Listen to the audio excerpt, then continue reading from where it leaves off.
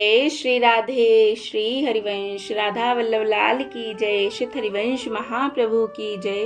परम पूज्य गुरुदेव महाराज की जय जय हो।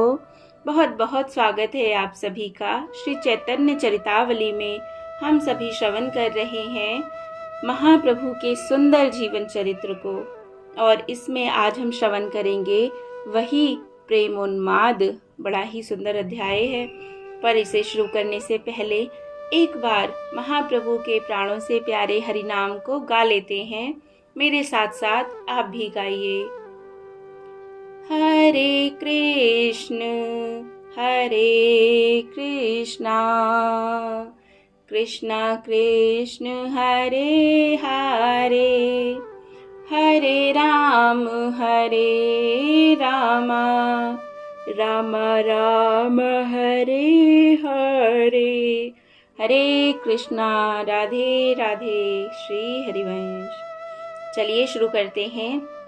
वही प्रेमोन्माद।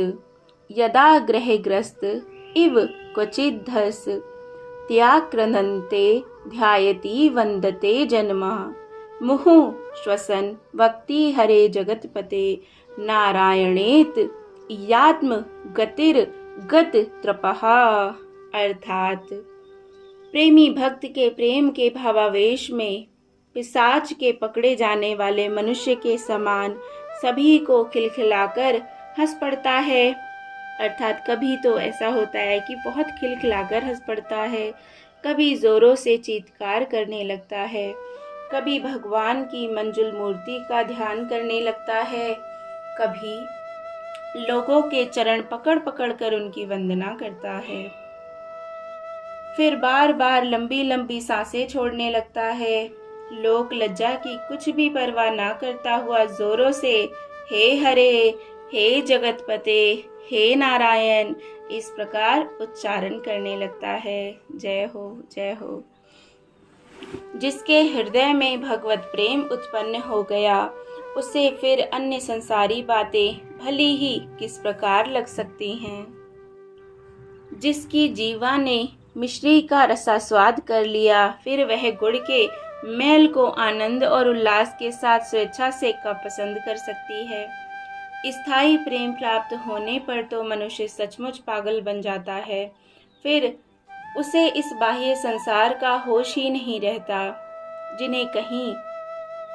जिन्हें किन्हीं महापुरुष की कृपा से या किसी पुण्य स्थान के प्रभाव से क्षण भर के लिए प्रेमावेश हो जाता है, वह तो वास्तव में प्रेम की एक झलक है।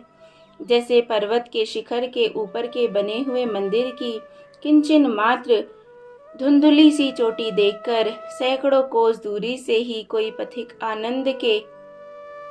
आनंद में उन्मत्त होकर नृत्य करने लगे कि हम तो अपने गंतव्य स्थान पर पहुंच गए। यही दशा उस क्षणिक प्रेमी की है। वास्तव में अभी वह सच्चे प्रेम से बहुत दूर है। प्रेम मार्ग में यथार्थ रीति से प्रवेश हो जाने पर तो उसकी वृत्ति संसारी विषयों में प्रवेश कर ही नहीं सकती। वह तो सदा प्रेम मद में उन्मत्त सा ही बना रहेगा। वह ना तो क्षण भर में ऊपर ही चढ़ जाएगा और ना दूसरे ही क्षण भर में नीचे गिर जाएगा। उसकी स्थिति तो सदा एक सी बनी रहती है। कबीरदास जी कहते हैं क्या, छन ही चढ़े छन उतरे सो तो प्रेम न होए, अगट प्रेम पिंजर बसे प्रेम कहावे सोए। वास्तव में प्रेमी की स्थिति तो सदा एक रस ही रहती है। उसे प्रतिक्षण अपने प्रियतम से मिलने की छटपटाहट होती रहती है। वह सदा अतृप्त ही बना रहता है। प्यारे के सिवा उसका दूसरा कोई है ही नहीं। उसका प्रियतम उसे चाहता है या नहीं, इसकी उसे परवाह नहीं। इस बात का वह स्वप्न में भी ध्यान नहीं करता। वह तो अपने प्यारे को ही सर्वस्व समझकर उसकी स्मृति में सदा अधीर बना रहता है। रसिक रसखान ने प्रेम के स्वरूप का क्या ही सुंदर वर्णन किया है। इक अंगी बिनुकार नहीं, इक रस सदा समान, गने प्रिय ही सर्वस्व जो सोई प्रेम प्रमाण। महाप्रभु चैतन्य देव का प्रेम ऐसा ही था। उनकी हृदय कंदरा में जो भक्ति भाव का भव्य स्रोत उदित हो गया, वह फिर सदा उत्तरोत्तर बढ़ता ही गया। उनकी हृदय कंदरा से उत्पन्न हुई भक्ति भागीरथी की धारा सावन भादों की शुद्र नदी की भांति नहीं थी, जो थोड़े समय के लिए तो खूब इठलाकर चलती है और जेठ मास की तेज धूप पड़ते ही सूख जाती है। उनके हृदय से उत्पन्न हुई प्रेम सरिता की धारा सदा बहकर समुद्र में ही जाकर मिलने वाली स्थायी थी। उसमें कमी का क्या काम, वह तो उत्तरोत्तर बढ़ने वाली अलौकिक और अनुपम धारा थी। उसकी उपमा इन संसारी धाराओं से दी ही नहीं जा सकती, वह तो अनुभव गम में ही है। महाप्रभु जब से गया से लौटकर आए हैं, तभी से उनकी विचित्र दशा है। वे भोजन करते करते सहसा बीच में ही उठकर रुदन करने लगते हैं। रास्ता चलते चलते पागलों की भांति नृत्य करने लगते हैं। शैया पर लेटे लेटे सहसा उठकर बैठ जाते हैं और हा कृष्ण कहकर जोरों से चिल्लाने लगते हैं। कभी कभी लोगों से बातें करते करते बीच में ही जोरों से ठहाकर मारकर हंसने लगते हैं। रात भर सोने का नाम नहीं, लंबी लंबी सांसें लेते रहते हैं। अधीर होकर अत्यंत विरह की भांति हिचकियां भरते रहते हैं और उनके नेत्रों से इतना जल निकलता है कि संपूर्ण वस्त्र गीले हो जाते हैं। विष्णु प्रिया इनकी ऐसी दशा देखकर भयभीत हो जाती हैं और जाकर अपनी सास से सभी बातें कहती हैं। सची माता पुत्र की दशा देखकर दुख से कातर हो रुदन करने लगती हैं और सभी देवी देवताओं की मनौती मानती हैं। वे करुणा भाव से अधीर होकर प्रभु के पाद पद्मों में प्रार्थना करती हैं। हे अशरण शरण, इस दीनहीन कंगालिनी विधवा के एकमात्र पुत्र के ऊपर कृपा करो। दयालु, मैं धन नहीं चाहती, भोग नहीं चाहती, सुंदर वस्त्राभूषण तथा सुस्वादु भोजन की मुझे इच्छा नहीं। मेरा प्यारा, मेरे जीवन का सहारा, मेरी आंखों का तारा, यह निमाई स्वच्छ और निरोगी बना रहे, यही मेरी प्रार्थना है। माता बार बार निमाई के मुख की ओर देखती और उनकी ऐसी दयनीय दशा देखकर अत्यंत ही दुखी होती। महाप्रभु अब जो भी काम करना चाहते उसे ही नहीं कर सकते। काम करते करते उन्हें अपने प्रियतम की याद आ जाती और उसी के विरह में बेहोश होकर गिर पड़ते। ठीक ठीक भोजन भी नहीं कर सकते। स्नान संध्या पूजा का उन्हें कुछ भी होश नहीं। मुख से निरंतर श्री कृष्ण के मधुर नामों का ही आप उच्चारण होता रहता। किसी की बात का उत्तर भी देते तो उसमें भी भगवान की अलौकिक लीलाओं का ही वर्णन होता। किसी से बातें भी करते तो श्री कृष्ण के संबंध में ही करते, अर्थात वे श्री कृष्ण के सिवा कुछ नहीं जानते। श्री कृष्ण ही उनके प्राण हैं, श्री कृष्ण ही उनके धन हैं, अर्थात उनके सर्वस्व श्री कृष्ण ही हैं। उनके लिए संसार में श्री कृष्ण के अतिरिक्त और कुछ है ही नहीं। प्रभु के सब विद्यार्थियों ने जब सुना कि गुरुजी गया धाम की यात्रा करके लौट आए हैं, तो एक एक करके उनके घर पर आने लगे और पाठशाला में चलकर पढ़ाने की प्रार्थना करने लगे। सबके बहुत आग्रह करने पर प्रभु पाठशाला में पढ़ाने के निमित्त गए, किंतु वे पढ़ावें क्या, लौकिक शास्त्रों को तो वे एकदम भूल गए। अब वे श्री कृष्ण कीर्तन के अतिरिक्त किसी भी विषय को नहीं कह सकते। उसी पाठ को विद्यार्थियों के लिए पढ़ाने लगे। भैया, इन संसारी शास्त्रों में क्या रखा है? श्री कृष्ण का नाम ही एकमात्र सार है, वह मधुराति मधुर है, उसी का पान करो। इन लौकिक शास्त्रों में क्या अभीष्ट सिद्ध होगा? प्राणी मात्र के आश्रय स्थान श्री कृष्ण ही हैं। संसार की सृष्टि, स्थिति और लय उन्हीं श्री कृष्ण की इच्छा मात्र से होती है। वे आनंद के धाम हैं, सुख स्वरूप हैं। उनके गुणों का आर्थ होकर गान करते रहना मनुष्यों का परम पुरुषार्थ है। इतना कहते कहते प्रभु उच्च स्वर से श्री कृष्ण कीर्तन करने लगे। जय हो। इन बातों को श्रवण करके कुछ विद्यार्थी तो आनंद सागर में डूब गए। वे तो बाह्य ज्ञान शून्य होकर परमानंद का अनुभव करने लगे। कुछ ऐसे थे जो पुस्तक की विद्या को ही सर्वस्व समझते थे। भट्टाचार्य और शास्त्री बनना ही जिनके जीवन का एकमात्र चरम लक्ष्य था। वे कहने लगे, गुरुजी, आप कैसी बातें कर रहे हैं? हमें इन बातों से क्या प्रयोजन? इन बातों का विचार तो वैष्णव भक्त करें। हमें तो हमारी पाठ्य पुस्तक का पाठ पढ़ाइए। हम यहाँ पाठशाला में भक्ति तत्व की शिक्षा लेने के लिए नहीं आए हैं। हमें तो व्याकरण, अलंकार तथा न्याय आदि पुस्तकों के पाठों को पढ़ाइए। उन विद्यार्थियों की ऐसी बातें सुनकर प्रभु ने कहा, भाई, आज हमारी प्रकृति स्वस्थ नहीं है। आज आप लोग अपना अपना पाठ बंद रखिए, पुस्तकों को बांध कर रख दीजिए। चलो अब गंगा स्नान करने चलें। कल पाठ की बात देखी जाएगी। इतना सुनते ही सभी विद्यार्थियों ने अपनी अपनी पुस्तकें बांधी और वे प्रभु के साथ गंगा स्नान के निमित्त चल दिए। गंगा जी पर पहुंचकर बहुत देर तक जल विहार होता रहा। रात्रि हो जाने पर प्रभु लौटकर घर आए और विद्यार्थी अपने अपने स्थानों को चले गए। दूसरे दिन महाप्रभु फिर पाठशाला में पहुंचे। प्रभु के आसन पर बैठने पर विद्यार्थियों ने अपनी अपनी पुस्तकों में से प्रश्न पूछना आरंभ किया। कोई भी विद्यार्थी इनसे कैसा भी प्रश्न पूछता, उसका ये श्री कृष्ण का ही उत्तर देते।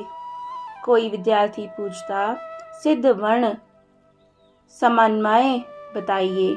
आप उत्तर देते, नारायण ही सब वर्णों में सिद्ध वर्ण है। कोई पूछता, वर्णों की सिद्धि किस प्रकार होती है?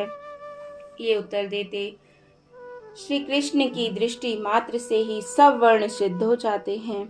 ऐसा उत्तर सुनकर कोई कोई विद्यार्थी कहता, ये भक्ति भाव की बातें छोड़िए, जो ठीक बात हो उसे ही बताइए। प्रभु कहते, ठीक बात तो यही है, प्रति क्षण श्री कृष्ण नाम का ही संकीर्तन करते रहना चाहिए। यह सुनकर सभी विद्यार्थी एक दूसरे के मुख की ओर देखने लगे। कोई तो चकित होकर प्रभु के श्रीमुख को देखने लगता, कोई कोई धीरे से कह देता, दिमाग में गर्मी चढ़ गई है। दूसरा उसे धीरे से धक्का देकर ऐसा कहने के लिए निषेध करता। प्रभु की ऐसी अद्भुत व्याख्याएं सुनकर बड़े बड़े विद्यार्थी कहने लगे, आप ये तो ना जाने कहाँ की व्याख्या कर रहे हैं, शास्त्रीय व्याख्या कीजिए। प्रभु इसका उत्तर देते, मैं शास्त्रों का ही सार बता रहा हूँ। किसी भी पंडित से जाकर पूछाओ, वह सर्वशास्त्रों का सार श्री कृष्ण पद प्राप्ति ही बताएगा। जय हो। विद्यार्थी बेचारे इनके अलौकिक बातों का उत्तर दे ही क्या सकते। सब अपनी अपनी पुस्तकें बांधकर अपने अपने स्थान के लिए चले गए। कुछ समझदार और बड़े छात्र पंडित गंगादास जी की सेवा में पहुंच गए। वे प्रणाम करके उनके समीप बैठ गए। कुशल प्रश्न के अनंतर आचार्य गंगादास ने उनके आने का कारण पूछा। दुखी होकर उन लोगों ने कहा, महाराज जी, हम क्या बतावे, हमारे गुरुजी जब से गया से लौटे हैं तभी से उनकी विचित्र दशा है।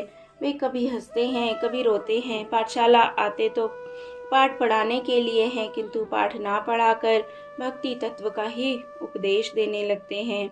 हम लोग व्याकरण, न्याय, अलंकार तथा साहित्य आदि किसी भी शास्त्र का प्रश्न करते हैं तो वे उसका कृष्ण परख ही उत्तर देते हैं। उनसे जो कुछ भी प्रश्न किया जाए उसी का उत्तर ऐसा देते हैं जो पाठ्य पुस्तक के एकदम विरुद्ध है। कभी कभी पढ़ाते पढ़ाते रोने लगते हैं, कभी कभी जोरों से हा कृष्ण, हा प्यारे, हा प्राण वल्लभ, पाहि माम, राधा वल्लभ, रच मम, इन वाक्यों को कहने लगते हैं। अब आप ही बताइए, इस प्रकार हमारी पढ़ाई कैसे होगी? हम लोग बार बार घर छोड़कर केवल विद्याध्ययन के ही निमित्त यहाँ पड़े हुए हैं। यहाँ पर हमारी पढ़ाई लिखाई कुछ होती नहीं, उल्टे लिखे पढ़े को भी भूल जाते हैं। वे आपके शिष्य हैं, आप उन्हें बुलाकर समझा दें। श्री राधे। पंडित गंगादास वैसे तो बड़े भारी नामी विद्वान थे, किंतु उनकी विद्या पुस्तक की ही विद्या थी। भक्ति भाव से वे एकदम कोरे थे। ईश्वर के प्रति उनका उदासीन भाव था। यदि ईश्वर होगा भी तो हुआ करे, उससे हमें क्या काम। समय पर भोजन कर लिया, विद्यार्थियों को पढ़ा दिया, बस यही हमारे जीवन का व्यापार है। इसमें ईश्वर की कुछ ज़रूरत नहीं। कुछ इसी प्रकार के उनके विचार थे। महाप्रभु के भक्त हो जाने की बात सुनकर वे ठहाका मारकर हंसने लगे और विद्यार्थियों से कहने लगे, हाँ, सुन तो मैंने भी रखा है कि निमाई अब भक्त बन गया है। पंडित होकर उस पर यह क्या भूत सवार हो गया है। यह तो अनपढ़ मूर्खों का काम है। ब्राह्मण पंडित को तो निरंतर शास्त्रों के अध्ययन अध्यापन में ही लगे रहना चाहिए। खैर, अब तुम लोग अपने अपने स्थानों को जाओ। कल उसे मेरे पास भेज देना, मैं उसे समझा दूंगा। मेरी बात को वह कभी नहीं टालता। इतना सुनकर विद्यार्थी अपने अपने स्थानों को चले गए। दूसरे दिन विद्यार्थियों ने प्रभु से कहा, आचार्य जी ने आज आपको अपने यहाँ बुलाया है। आगे आपकी इच्छा है, आप जाइए या फिर किसी दिन और हो आइएगा। आचार्य गंगादास जी का बुलावा सुनकर प्रभु उसी समय 2-4 विद्यार्थियों को साथ लेकर उनके स्थान पर पहुँचे। वहां जाकर प्रभु ने अपने विद्या गुरु के चरणों में वंदना किया। गंगादास जी ने उनकी पुत्र की भांति आलिंगन किया और बैठने के लिए एक आसन की ओर संकेत किया। आचार्य की आज्ञा पाकर उनके बताए हुए आसन पर प्रभु बैठ गए। प्रभु के बैठ जाने पर साथ के विद्यार्थी भी पीछे एक ओर हटकर पाठशाला की बिछी हुई चटाइयों पर बैठ गए। प्रभु के सुखपूर्वक बैठ जाने पर वात्सल्य प्रेम प्रकट करते हुए आचार्य गंगादास जी ने कहा, निमाई, तुम मेरे प्रिय विद्यार्थी हो। मैं तुम्हें पुत्र की भांति प्यार करता हूँ। शास्त्रों में कहा है, अपने प्यारे की उसके मुख पर बड़ाई ना करनी चाहिए, क्योंकि ऐसा करने से उसकी आयु क्षीण होती है। किंतु यथार्थ बात तो कही ही जाती है। तुमने मेरी पाठशाला के नाम को सार्थक बना दिया। तुम जैसे योग्य विद्यार्थी को विद्या पढ़ाकर मेरा इतने दिनों का परिश्रम से पढ़ाना सफल हो गया। तुमने अपने प्रकांड पांडित्य द्वारा मेरे मुख को उज्जवल कर दिया। मैं तुमसे बहुत प्रसन्न हूँ। आचार्य के मुख से अपनी इतनी प्रशंसा सुनकर प्रभु लज्जित भाव से नीचे की ओर देखते हुए चुपचाप बैठे रहे। उन्होंने इन बातों का कुछ भी उत्तर नहीं दिया। आचार्य गंगादास जी फिर कहने लगे, योग्य बनने के अनंतर तुम अध्यापक हुए और तुमने अध्यापन कार्य में भी यथेष्ट ख्याति प्राप्त की। तुम्हारे सभी विद्यार्थी सदा तुम्हारे शीतल स्वभाव तथा पढ़ाने की सरल सुंदर प्रणाली की प्रशंसा करते रहते हैं। वे लोग तुम्हारे सिवा किसी के पास पढ़ना पसंद नहीं करते। किंतु कल उन्होंने आकर मुझसे तुम्हारी शिकायत की है। तुम उन्हें अब मनोयोग के साथ ठीक ठीक नहीं पढ़ाते हो और लोगों ने भी मुझसे आकर कहा कि तुम अनपढ़ मूर्ख भक्तों की भांति रोते गाते और हंसते कूदते हो। एक इतने भारी अध्यापक को ऐसी बातें शोभा नहीं देती। तुम विद्वान हो, समझदार हो, मेधावी हो, शास्त्रज्ञ होकर मूर्खों के कामों की नकल क्यों करने लगे।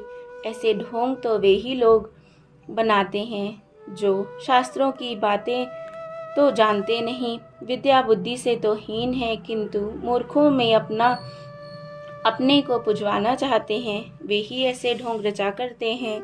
तुम्हें इसकी क्या आवश्यकता है।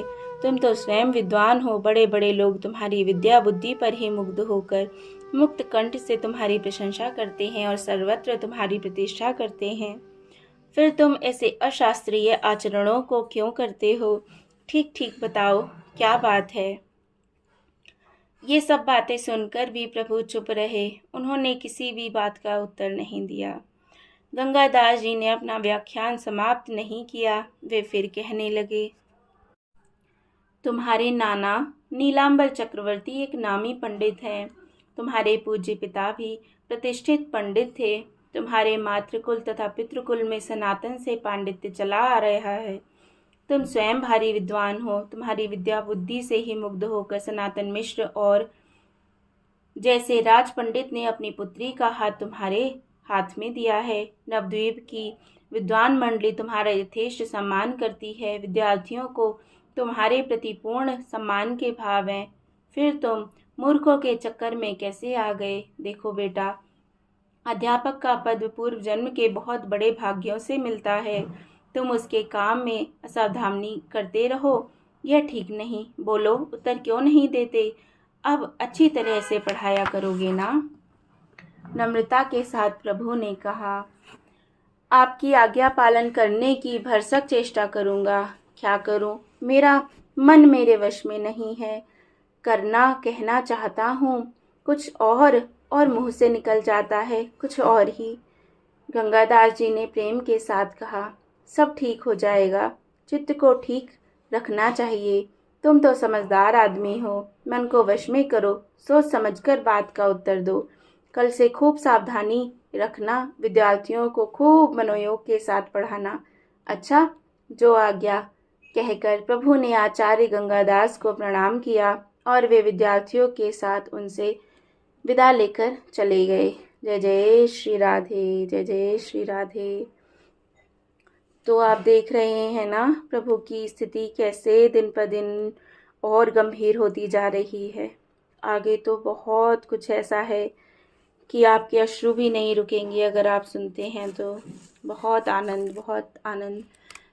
अगर आपने चैनल को सब्सक्राइब ना किया हो तो अवश्य करें। बहुत पावन, बहुत सुंदर चरित्र है महाप्रभु का। महाप्रभु की कृपा मांगते हुए हम आज का अध्याय विराम करते हैं। इसके आगे हम आगे श्रवण करेंगे। जय जय श्री राधे। श्री चैतन्य महाप्रभु की सदा जय हो, जय हो, जय हो।